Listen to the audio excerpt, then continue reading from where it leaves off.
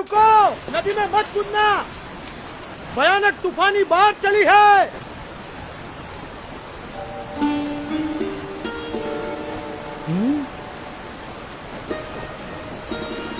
अरे कूदे तो मर जाओगे, वापस आओ, रुक जाओ, ठहरो, मर जाओगे।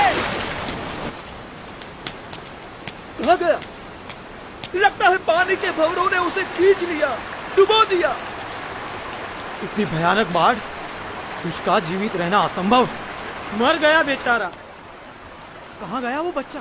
कहीं नजर नहीं आ रहा। राम राम। मर गया बेचारा।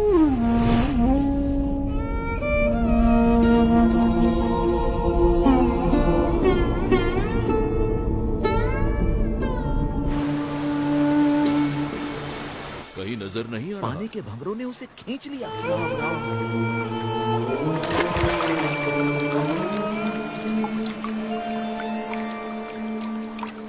इतनी भयानक बाढ़ में उसका जीवित रहना असंभव है। बेचारा। अरे ये नहीं कौन होगा ये कैसे बच गया? अरे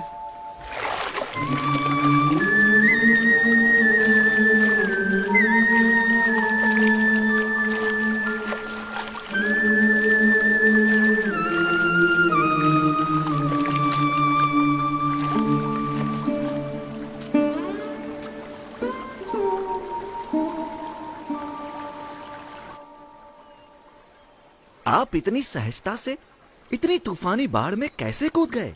आपको डर नहीं लगा? भीतर की शांति ऊपर के तूफानों को भी शांत कर देती है। ऊपर के तूफानों से डरोगे तो भीतर की शांति कैसे पाओगे?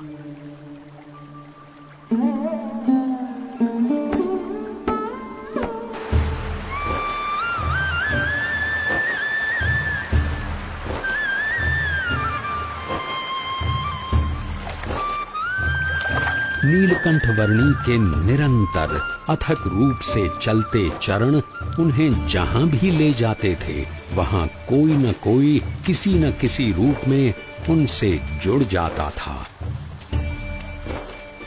बरेली गांव में भी कुछ ऐसा ही हुआ। अरे पिछले साल तो इतनी बाढ़ आई थी कि गांव के सारे घरों में पानी घुस गया था।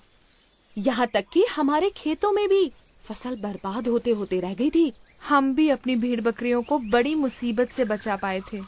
वैसे भी कुदरत के सामने हम क्या कर सकते हैं? जो भगवान चाहेंगे वही होगा, सब उसके हाथ में है। हाँ, सो तो है। हरि करे सो होय जगत में, हरि करे सो होय, चाहे करे नर कोटि उपाय, कर दूजो कोय जगत में हरि। अरे रुक क्यों गई? गाना। हाँ? कितना प्यारा बच्चा है। केवल बच्चा है या कुछ? इतना छोटा बालक और योगी।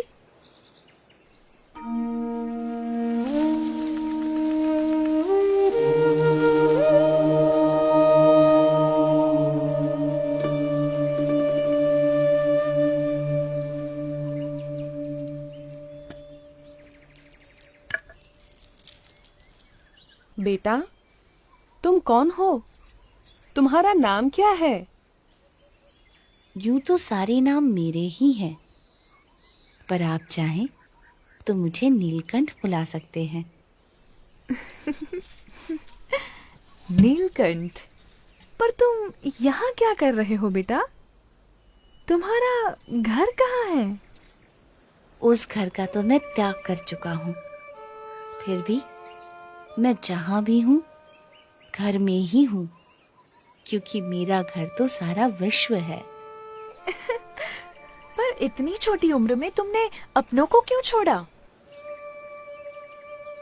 सबको अपनाने के लिए, जो भटक गए हैं उन्हें घर वापस लाने के लिए। तुम हो तो इतने छोटे से, पर बातें बहुत बड़ी बड़ी करते हो।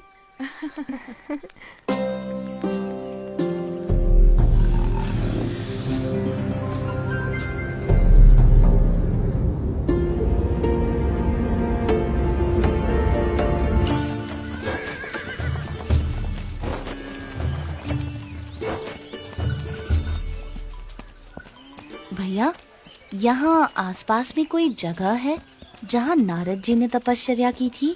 हाँ, उस जगह का नाम ही नारद वन है। यहीं से उस तरफ का रास्ता पड़ता है। अरे वो बच्चा अकेला जा रहा है। किंतु तुम्हारा अकेले वहां जाना ठीक नहीं होगा, बड़ी भयानक जगह है। नीलकंठ वर्णी ऐसे भयानक वनों में भी सहज रूप से चले जाते थे जहां दिन में भी सूरज की किरणें प्रवेश नहीं कर सकती थीं।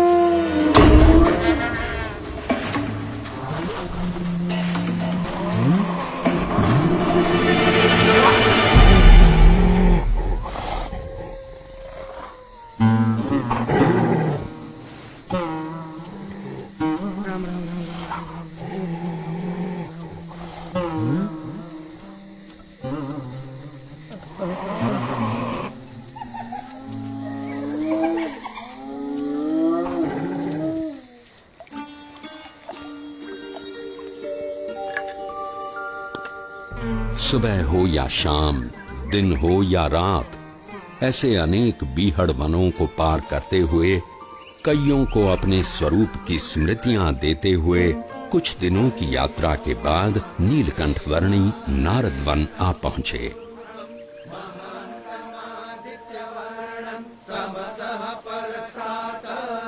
तमेव विदित्वाति मृत्युमेति नान्यः पन्था विद्यते। उलुक एवेदगुम्।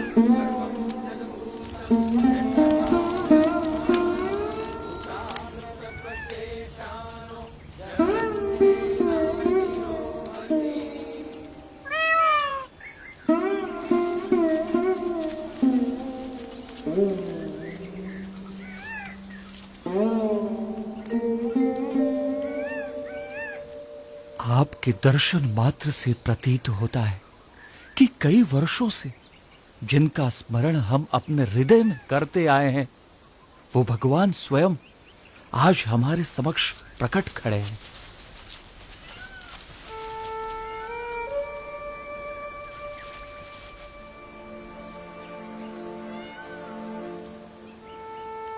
आप सबने परमात्मा की प्राप्ति का जो मार्ग चुना है, उसी में मनुष्य जीवन की सार्थकता है। ये मार्ग विकट है, पर हमें इस मार्ग पर चलते रहना है।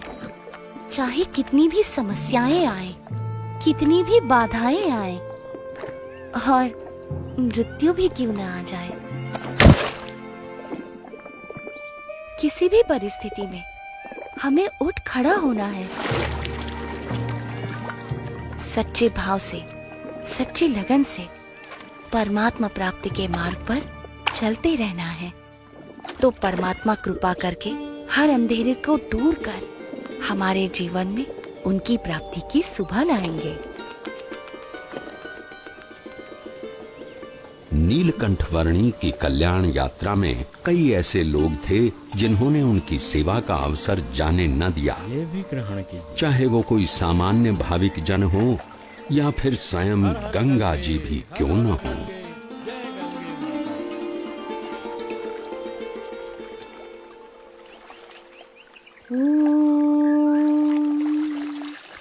भूर्भुवः स्वः तत्सवितुर्वरेण्यं